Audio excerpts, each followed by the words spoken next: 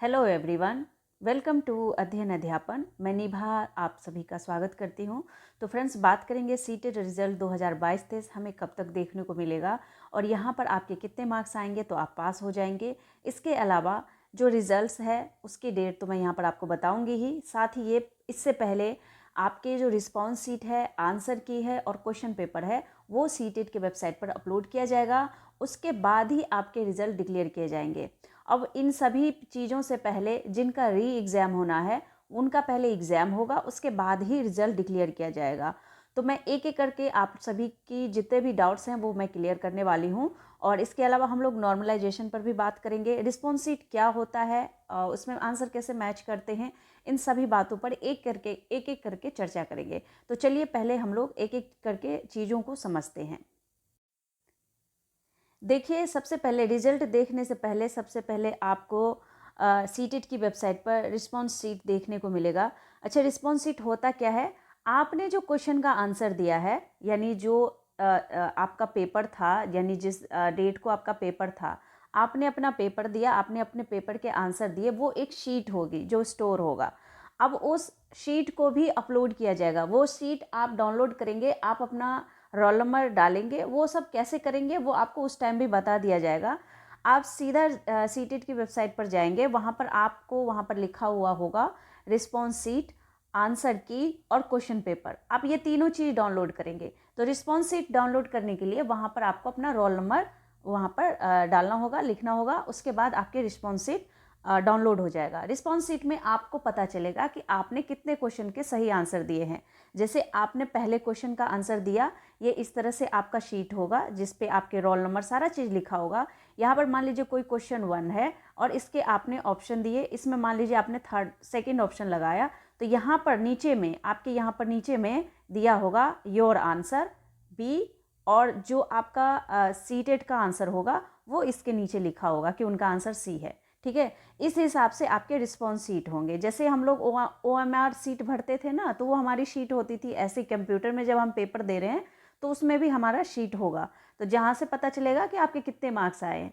तो ये response sheet आपको देखने को मिलेगा। इसके साथ आप क्या करेंगे, आप क्वेश्चन पेपर डाउनलोड करेंगे सीटेट के वेबसाइट पर ही। वो सारा चीज़ वहाँ पर होगा, आप लोग आसानी से कर पाएंगे, कोई इसमें टेंशन की बात नहीं है। इसके साथ ही जो आंसर की का अलग से आंसर की अपलोड किया जाएगा सीटेट की वेबसाइट पर, वो भी डाउनलोड करना है। अब मान लीजिए ये आपका रिस्पॉन्स शीट है, ये आपका क्वेश्चन पेपर है, मतलब क्वेश्चन पेपर जो सीटेट के वेबसाइट पे अपलोड किया गया, और ये आंसर की है।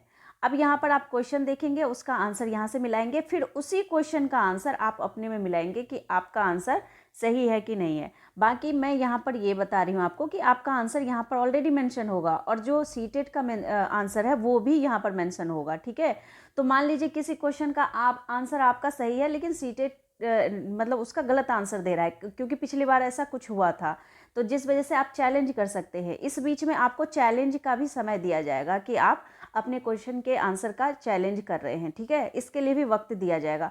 उसके बाद आपका रिजल्ट डिक्लेयर किया जाएगा। अच्छा, ये कब तक होगा? तो रिस्पॉन्स शीट, आंसर की और क्वेश्चन पेपर आपको कम से कम 20 फरवरी तक देखने को मिल जाएगा। यानी 18 से 20 फरवरी आप लेकर चले, 18 से 20 फेब तक आपका जो है ये रिस्पॉन्स शीट, आंसर की और क्वेश्चन पेपर आपके अपलोड किए जाएंगे। ठीक है, और यहाँ पर ही आपको ये भी डेट दे दिया जाएगा कि किसी क्वेश्चन का आपको आंसर लग रहा है आपने सही दिया है, लेकिन सीटेट उसको गलत बता रहा है, तो आप विथ प्रूफ, यानी उस क्वेश्चन का आंसर किसी मतलब आपके NCERT बुक में हो और वो दे करके आप उस आंसर के लिए चैलेंज कर सकते हैं। विथ प्रूफ करना होगा, ऐसे नहीं कर सकते। ठीक है, इसके बाद अगर बात करें तो आप लोगों के मार्क्स की एक बार मैं बात कर लेती हूँ, क्योंकि जो पहली बार एग्जाम दिए हैं उनको पता नहीं होगा। देखिए, आप किसी भी स्टेट से हैं, क्योंकि सीटेट पता है आपको ऑल इंडिया लेवल पर होता है, और यहाँ पर सभी के मार्क्स जैसे जनरल कैटेगरी के होंगे तो उसके मार्क्स समान ही होंगे, जो अदर कैटेगरीज के होंगे उसके मार्क्स भी समान होंगे। अब देखिए, यहाँ पर जनरल के लिए बताया गया है कि आपके 90 मार्क्स होनी चाहिए, यानी कि 60% होनी चाहिए। यानी 150 में से आपके 90 मार्क्स होनी चाहिए और परसेंटेज 60। तो यहाँ पर जनरल के लिए ये है। बाकी अदर कैटेगरी से अगर आप बिलोंग करते हैं तो आपके 82 मार्क्स भी अगर आ जाते हैं, 82 मार्क्स, तो आप पास हैं, 82 मार्क्स पर आप पास हैं, ठीक है। चाहे आप ओबीसी से हैं, SC ST से हैं या फिर अदर से हैं, आप 82 मार्क्स पर बिल्कुल यहाँ पर पास कर जाते हैं, क्वालिफाई हो जाते हैं।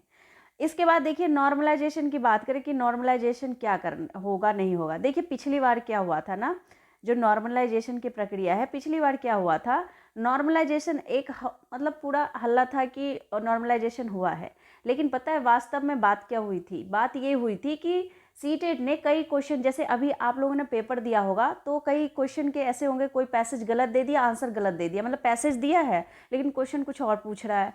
मतलब अगर उसके क्वेश्चन पेपर में कोई गलती हुई है, सीटेट के द्वारा कोई गलती हुई है आंसर देने में, मान लीजिए किसी क्वेश्चन का आंसर उसने गलत दे दिया है, तो वो रिवाइज फिर आंसर की देता है और उसमें मान लीजिए जहाँ से आपके मार्क्स कटे हैं वो ऐड हो जाता है। तो यहाँ पर वो नॉर्मलाइजेशन नहीं लगाया था, मतलब उन्होंने अपनी गलती की, जो गलतियाँ की थी उन्होंने, मार्क्स काट लिए थे बच्चों के, वो दोबारा से उनके मार्क्स बढ़ा दिए गए।